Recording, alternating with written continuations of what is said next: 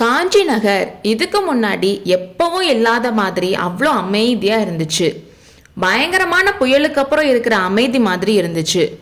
வாதாபி படைகள் பல்லவ நாட்டில் சொல்ல முடியாத அக்கிரமங்களை செஞ்சுட்டு போயிருக்கிறது பற்றியும் சூரமாரத்தில் நடந்த போர் பற்றியும் காஞ்சி மக்களுக்கு கொஞ்சம் கொஞ்சம் செய்தி கிடைச்சிருந்துச்சு. சக்கரவர்த்திக்கு போரில் மரண காயம் ஆகியிருந்தனால வைத்தியர்கள் அவரை பிழைக்க வைக்க ரொம்ப முயற்சி பண்ணிட்டு இருக்காங்கன்னு மக்களுக்கு தெரிஞ்சிருந்தனால எந்த நேரத்திலையும் எந்த துக்க செய்தியும் வரலான்னு எதிர்பார்த்துட்டு இருந்தாங்க.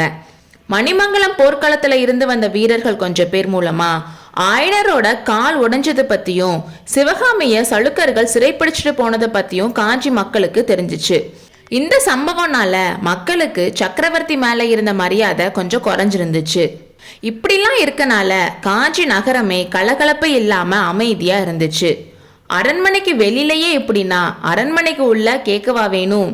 புவன மகாதேவி மகேந்திர பல்லவரை கல்யாணம் பண்ணி காஞ்சி அரண்மனைக்குள்ள கால் வச்சதுல இருந்து அந்த அரண்மனை ஒரு நாள் கூட கலகலப்பா இல்லாம ஏதோ பழைய பேய் பங்களா மாதிரி இருந்ததே கிடையாது. காஞ்சி நகர் முற்றுகையில இருந்தப்போ கூட அரண்மனையில அந்தந்த நேரத்துல கீத வாத்தியங்கள் ஒலிக்கும். பேரிகைகளும் சங்குகள் சத்தமும் கேட்டுட்டே தான் இருக்கும். மந்திரங்கள் ஓதுற சத்தமும் அரண்மனை வாசல்ல குதிரைகளோட காலடி சத்தமும் எப்பவும் கேட்டுட்டே தான் இருக்கும். இப்படி இருந்த அரண்மனை இப்போ மரண அமைதியில இருந்துச்சு. மணிமங்கலம் போர்க்களத்துல இருந்து மகேந்திர பல்லவரை எடுத்துட்டு வந்ததுக்கு அப்புறம் வைத்தியர்கள் காலையிலையும் ராத்திரியும் விடாம வைத்தியம் பார்த்துட்டே தான் இருந்தாங்க. சக்கரவர்த்தி ரொம்ப நாளாவே நினைவு இல்லாம தான் இருந்தாரு.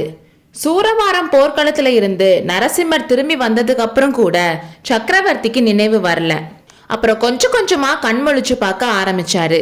அவர் எதிரில் இருக்கிறவங்கள தெரிஞ்சுக்கவும் ஆரம்பிச்சாரு. இனிமேல் சக்கரவர்த்தி பிழைச்சுக்குவாருனோ, ஆனா கொஞ்ச நாள் அவரை கவனமா பாத்துக்கணும்னு வைத்தியர்கள் சொன்னாங்க.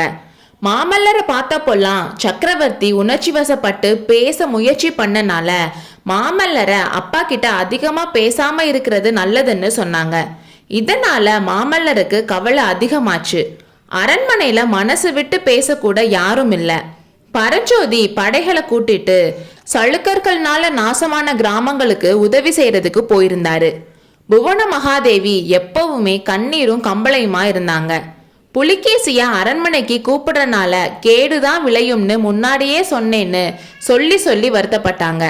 பாண்டிய இளவரசிய அப்பவே கல்யாணம் முடிக்காதது எவ்வளோ பெரிய தப்புன்னு அடிக்கடி சொல்லிட்டு இருந்தாங்க. இதெல்லாம் மாமல்லர்னால கேட்க முடியல. நாள் ஆக ஆக சிவகாமிய பத்தி யார்கிட்டையாவது மனம் விட்டு பேசலைன்னா இதயமே வெடிச்சிடும் போல இருந்துச்சு. அப்படி யார்கிட்டையாவது பேசணும்னா ஆயனர்கிட்ட தான் பேசணும். அவர் தான் சிவகாமிய பத்தி நாம பேசினாலும் கேட்பாரு.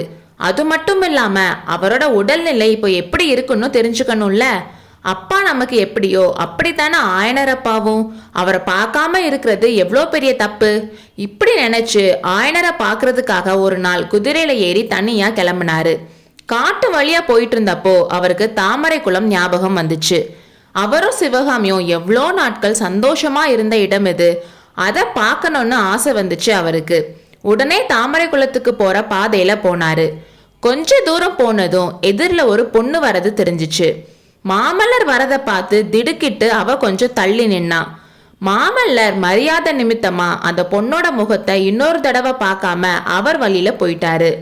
ஆனா கொஞ்ச தூரம் போனதும் அந்த பொண்ணோட முகம் ஏற்கனவே பார்த்த மாதிரி ஞாபகம் வந்துச்சு. அவள் யார்? அவளை எங்க பார்த்திருக்கோம்னு யோசிச்சுக்கிட்டே மாமல்லர் தாமரை குளத்தை அடைந்தார். அடுத்த அத்தியாயத்தில் சந்திப்போம்.